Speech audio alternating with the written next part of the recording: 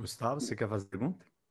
Tudo bem, Gustavo, não, fala. eu tô achando, eu tô com uma coisa aqui na cabeça disso tudo, porque agora, com tudo esclarecido, com denúncias e mostrando e vendo a brilhante explicação do professor, será que alguém, a gente não foi um pouco ingênuo, então, nessa história toda, nesse começo lá atrás? E, e é difícil, é um pouco duro admitir essa ingenuidade, assim, passando por um cara que está no seu terceiro mandato, que é o presidente Lula, e que rege sabe conversar, sabe, a grande habilidade do Lula é essa questão de falar com todo mundo, negociar. Então, houve uma ingenuidade? O que houve? Olha, alguns futuros ministros, no final de novembro e começo de dezembro, ainda antes do dia 12 de dezembro, quando foi a diplomação do presidente e se queimou o ônibus, se invadiu a Polícia Federal em Brasília, alguns futuros ministros, Flávio Dino, que na verdade já estava praticamente exercendo o Ministério da Justiça, inclusive quando Ibanez Rocha indicou Anderson Torres para ser secretário de Segurança, ele disse que não poderia ser. Ele pediu que não fosse feita essa nomeação. E pediu isso em duas condições muito claras. Uma, porque ele era o futuro ministro da Justiça, né? E dois, porque é a União Federal, é o governo federal que paga a segurança pública de Brasília, que paga, inclusive, a PM de Brasília, que ficaria sob controle de Anderson Torres. Então, nessa condição, que é uma condição muito firme e muito constitucional, né, o Flávio Dino, né, já tinha advertido isso, tinha, inclusive, pedido, através do secretário de Defesa do Consumidor, que ele tinha indicado, o advogado carioca, né, Wadi Damus, né, contato com militares legalistas e profissionais. A mesma coisa procedeu o ex-deputado Mercadante, Aloysio Mercadante, que estava coordenando as comissões, né? Ele pediu também acesso, né? Ele se dirigiu e tentou conversar com vários setores, mas tudo isso foi cortado na raiz pela atuação do Gonçalves Dias, que forneceu um documento de 5 páginas de muita má qualidade, no qual ele colocava as condições de relação entre os militares e o governo Lula, como se ele fosse um embaixador dos militares junto ao governo Lula, e não um ministro do governo Lula para exercer a sua função sobre os militares. Ele inverteu a mão, né? Ele inverteu a mão nesse sentido. Por que o Lula aceitou isso? Essa é a questão central. Quer dizer, porque dentro da comissão havia consciência de que ali estava capenga, e a gente estava confiando em 2 homens. O general Gonçalves Dias, que está na reserva há um tempão, já tem uma visão muito ruim dentro da força por causa das ligações dele exatamente com o Lula. Ninguém confia nele na área militar, né? Tanto que ele foi traído por funcionários dele dentro do GSI, né? E pelo José Múcio Monteiro, que é alguém que não tem nenhuma relação com militares. Veio de uma área jurídica, de uma área da justiça, né? E assim mesmo uma justiça complicada, que é Tribunal de Contas, essa coisa toda, não tem nenhuma tradição de relação com essas pessoas. O máximo que ele tinha era uma conversa informal com o comandante militar do Nordeste, sediado lá em Recife. O resto ele não tinha nenhuma conversa naquele momento. Então ficou se confiando numa pessoa desprestigiada e numa pessoa sem nenhum acesso. Ora, por que fez isso? E tinha uma terceira pessoa em jogo, que era o brigadeiro Josimar, né? Que há longo tempo é amigo do Lula e que foi indicado para o Superior Tribunal Militar. E que no discurso de posse dele elogiou, aspas, a Revolução de 1964.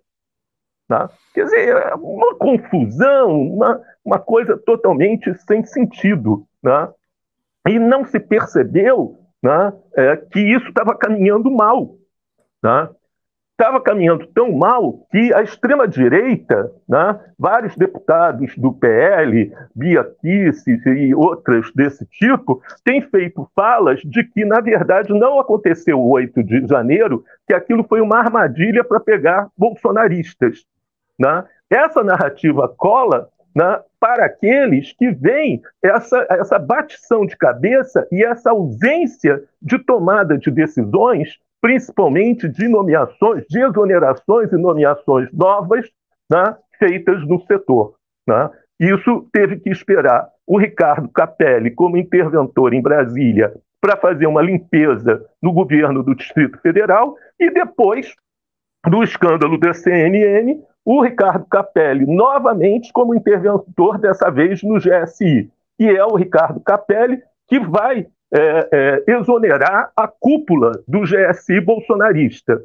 Mas chegando o general Amaro, eles voltam a nomear várias pessoas que tinham relações intensas com o bolsonarismo. Mas aí, cada vez mais parece a quem interessava essa ingenuidade, entendeu? A quem interessava porque o discurso cola para uma determinada bolha, né?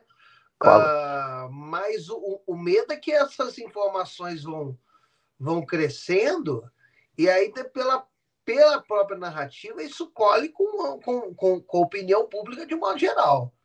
E aí, a gente não sabe o que vai acontecer quando começarem o depoimento dessas pessoas na CPI.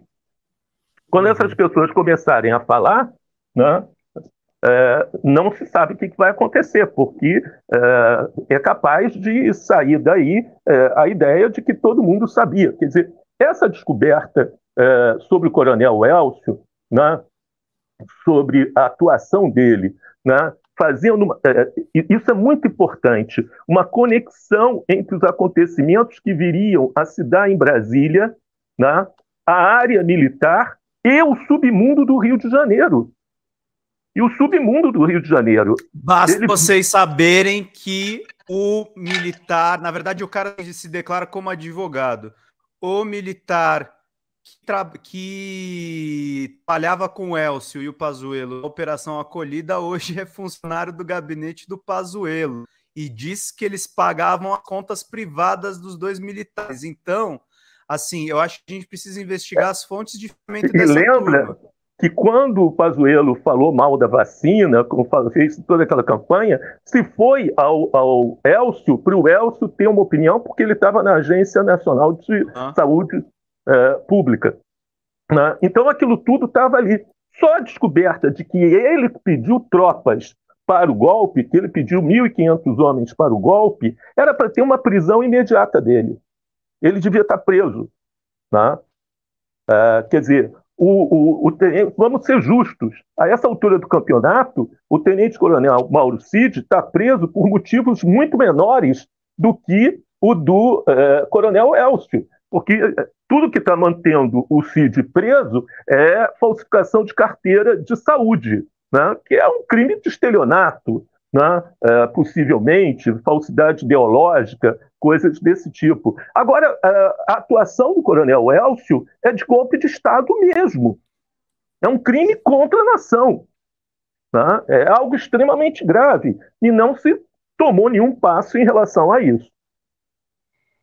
Essa altura, qualquer documento que tivesse na posse dele já foi destruído, né?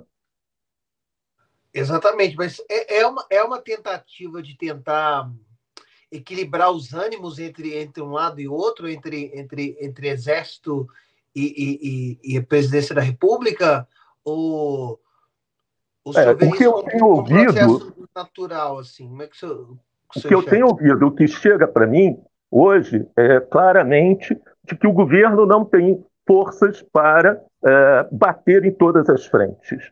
E abrir uma frente, né, com um número elevado de punições dentro das Forças Armadas não é alguma coisa que o governo possa fazer no momento que ele não tem apoio no Congresso, e qualquer ação, por exemplo, do presidente da Câmara pode abrir um processo de impeachment contra o presidente, né? Que o Lira tem os votos necessários e que já se posiciona como um novo Eduardo Cunha, ao ponto de que ele está exigindo agora, nesse momento, a demissão de ministros e a nomeação de novos ministros, né? Então, abrir essa frente no momento que não se tem, né, apoio parlamentar e não se tem apoio, né, da violência legal do Estado, né? Evidentemente, por exemplo, isso aconteceu essa semana mesmo em Bogotá, na Colômbia, onde se tentou fazer um cerco contra o presidente ali. E o presidente saiu do cerco convocando manifestação de rua que colocou milhões de pessoas nas ruas de 14 cidades da Colômbia, tá? A mesma coisa aconteceu com López Obrador no México, tá? Que tinha perdido o controle do Congresso, então chamou uma grande manifestação, né? Mais de 1 milhão de pessoas na cidade do México. Uma coisa notável na história do golpe no Brasil é que a gente debelou um golpe, né? A gente conseguiu apontar os culpados e não houve uma chamada à praça pública. Não houve uma ida à praça pública para reafirmar a população, reafirmar, né, o seu apego, o seu amor pela democracia, pela Constituição, pela República.